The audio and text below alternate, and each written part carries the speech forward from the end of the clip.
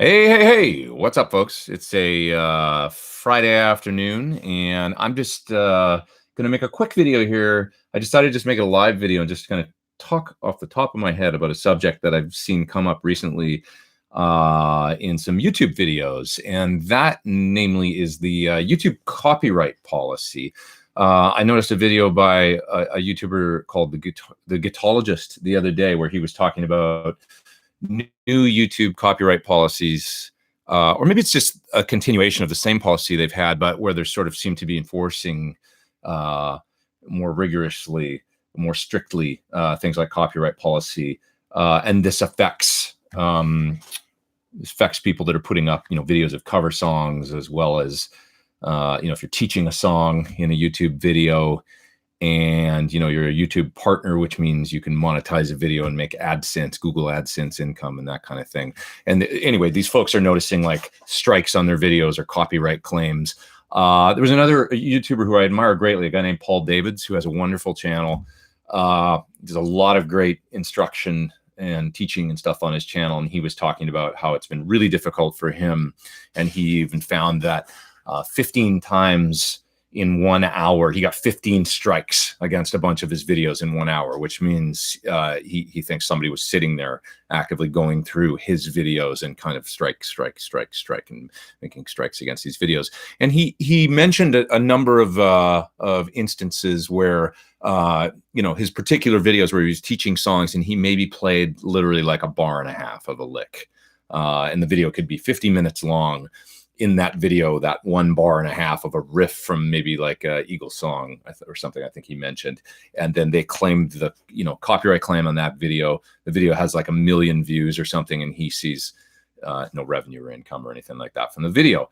That his point, I think, was that, well, okay, if you want to, make a claim to that little one riff that I featured in the video, that's one thing, but you can't take, or shouldn't be taking the entire revenue for that video and that sort of thing, just from that one little segment, that one little riff that he played, and he's definitely got a point there. I think it's a difficult thing because it's fun to teach songs and people want to learn how to play cover songs, and they want to know how to play riffs correctly and stuff like that. That's a makes up a big segment of the sort of the guitar-oriented comment that people put out, right? But I think the answer, is just my 2 cents. Once again, I'm calling this video my 2 cents because it's just my particular opinion. A long time ago, when I started doing YouTube sort of seriously, I realized pretty quickly on, and it was really Justin from Justin Guitar. He's got a great channel, instructional. He's actually got 2 channels, and that's kind of my point here, is he made 2 YouTube channels. One of them was to teach songs, and the other one was to teach and put up other types of guitar-related videos, but where he would not play any cover songs or do any kind of, no copyrighted material. And that's, primarily because I think he wanted to have an avenue that he could monetize a channel and not run into any kind of copyright restrictions or anything like that, or strikes against his videos. And then in the other one, he just wouldn't monetize those videos at all, and he would just put them up and be teaching famous songs. So he thought about that really early on. The Guitologist, in his video, he was mentioning that he's like, you guys that have done YouTube pedal demos and you played, Mississippi Queen in your video are now going to have, potentially YouTube coming after you and, copyright strike against those videos from way back. This is something that I thought about really early on. And that's why when I saw him saying that in his video, I was like, well, it ain't me, because I generally don't play cover songs. And so herein lies my simple solution. And I think I just want to speak to kind of a bigger issue, I think, that I see in music these days and in YouTube videos and stuff like that in general. So I think that the simple answer lies in more writing, more originality, more original content, not doing the cover song thing.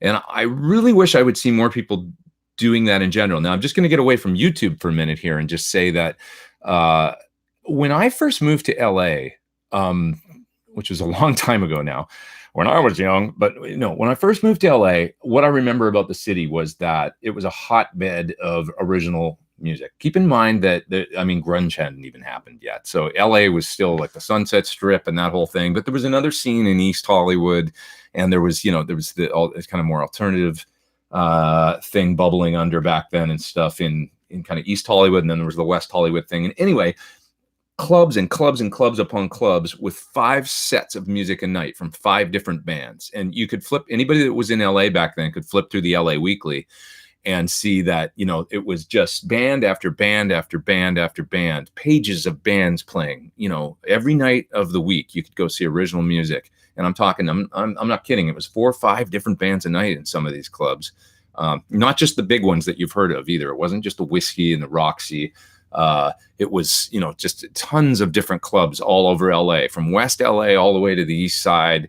Lots of original music going on. And if you wanted to hear covers, you had to go out to like Azusa or Pasadena or, San Bernardino. Yeah, sure, there was cover bands going on there, Orange County. But in LA, it was original music. I don't remember ever seeing a cover band in LA, in Hollywood, or it just didn't happen. And I worry a little bit now about it, because now I think these nights are really fun, and I'm a part of it. I go down and I jam. You guys saw I put up a video this past week of me going down and playing Hell's Bells. It's an AC/DC, the Sunset Jam. Well, the Whiskey, the Viper Room, Lucky Strike, Sayers Club, where I went last night and played a cover song, at a fun night that they had last night. All these clubs, they're all hosting these nights where it's covers. And a lot of my friends do this stuff, and I do it. I go down and I do it. And I don't think there's anything wrong with it per se. But I do see a lot of the cover thing in LA all of a sudden. Cover songs, cover songs, cover songs. And this is what folks are talking about on YouTube too, playing cover songs and, getting these copyright strikes against their videos. And I just think the answer lies in more writing, more original music. Like I do sometimes wonder, what's going on? Like, what happened? When did we just sort of start celebrating only like classic rock or classic R&B? And so, I mean, I know there's original music going on. There's lots of that too. You hear it coming out all the time, but I do see it's a lot of like sort of pop genre original music going on. And I just think that there's somebody's up in the top chat up there saying, thanks for being a great mentor. I love PT2. Thank you. That's Paper Stir 33 Danny. Thanks, dude. I appreciate it. Thank you very much. Yeah, I mean, I just think that you guys get the larger point that I'm trying to make here. LA, a city that when I came here, you couldn't really find a cover band playing. It was all about writing and being in your own band, starting, a thing and doing something original. And, this is a lot of great things happened out of that. I mean, terrific. When we think about Seattle, what came and sort of killed the LA scene a little bit for a while there, that was all original music. I mean, those guys weren't playing cover songs, it was writing. This is the answer, I think. It's the simple, short answer is that, you can do YouTube videos and make guitar lessons if that's what you want to do. You can teach concepts, teach licks, and do that kind of thing. And you can make pedal demos and write songs, because that's been my whole thing that I built mine on. That's sort of what I was going to come back to when I was talking about Justin Guitar. I saw how he built his 2 channels, and on one, he actively consciously thought, I'm not playing cover songs on this channel. I'm going to do my own thing and teach and stuff. But this is my channel for my thing. And in that way, I'll avoid all this copyright stuff. And I think it's valid, that it's tough for artists these days. It's a reactionary thing too, to the fact that people don't want to pay for music. They're okay with subscribing to Spotify and Apple Music, and these artists, especially the classic ones, be it the Eagles or AC/DC or whoever it is, they're going after the income that is coming to them, guaranteed to them by law in any way that they can at this point, because that's what's happened to the music business. It's rough out there, especially if you grew up during that era and the whole system changed, Yeah, David, I'm just looking at a couple of comments. David says, rock is not the mainstream anymore. For a lot of rockers, the dream is over. YouTube is the new thing. YouTube is the vehicle to play your rock, if that's what you want to do. If you want to rock, go ahead and rock. You can write a rock. I can make a rock song right now. And, in 24 hours or 48 hours, I could have it up on iTunes and Google Play and Spotify and make a YouTube video and put it out. So YouTube didn't kill rock, you know. It's an active decision if, you know, if people aren't writing and playing. I don't know. That's my point, is that I just worry about when I come to LA, and, you know, all these years ago, and it was writing bands, original music all the time. You couldn't find a cover band. And now there's a lot of these cover nights in Hollywood, which I like. It's fun and stuff, but I just want to encourage people to keep writing their own music. And especially if you're doing YouTube and putting stuff out there, you know, that, you know, you want to try and reach people and stuff and not get in trouble and get these copyright strikes. Well, the answer is just write your own riffs. I mean, I do it every day for my pedal demos. And I'm not saying I'm better than anybody else or tooting my own horn. I'm just saying I have very few of those copyright issues because I don't dive into those waters, you know. It's just really a problem that can be solved by, you know, getting creative and doing your own thing, I think. So that's my point. That's my simple solution.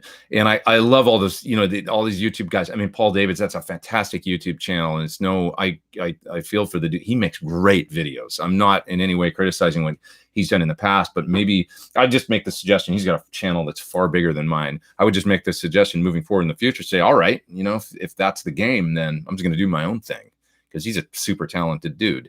And I'd watch his videos no matter what, if he's playing, his own thing. You know, it doesn't have to be riffs from other artists ever referenced, in my opinion.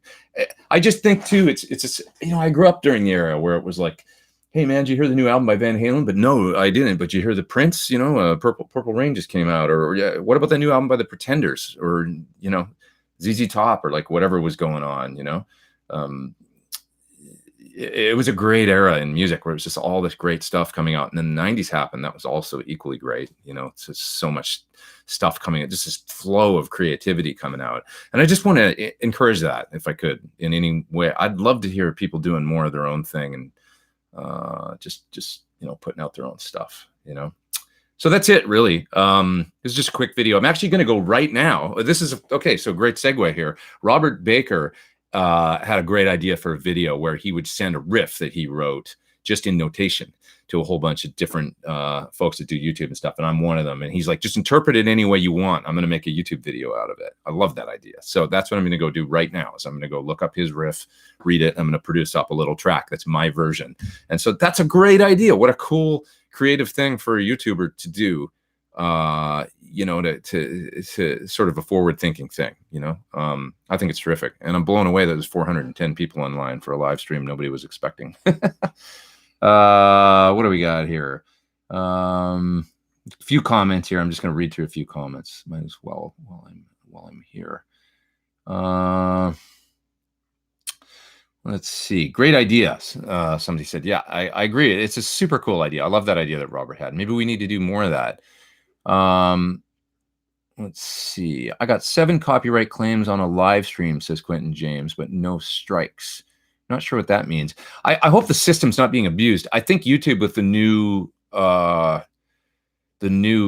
sort of beta, studio beta or whatever, for anybody that does YouTube out there, I think they're making it easier to make copyright claims against people, that kind of thing. So maybe that's what's going on, is it just needs to be tweaked. I guarantee they've got to be looking at it, because they don't want to piss off some of their biggest, you know, creators and stuff like that. So I have faith. I'm a positive thinker. I think it'll get sorted out. But let's see. Let's see what else we got here.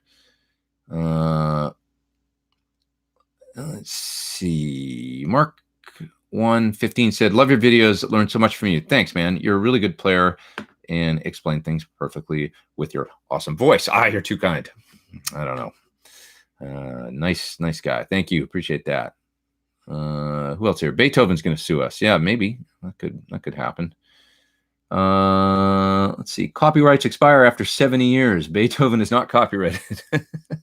That's all true. We're all good with Beethoven. Let's see. Do you guys think the younger generation needs to have more rock bands, says Horse Guy?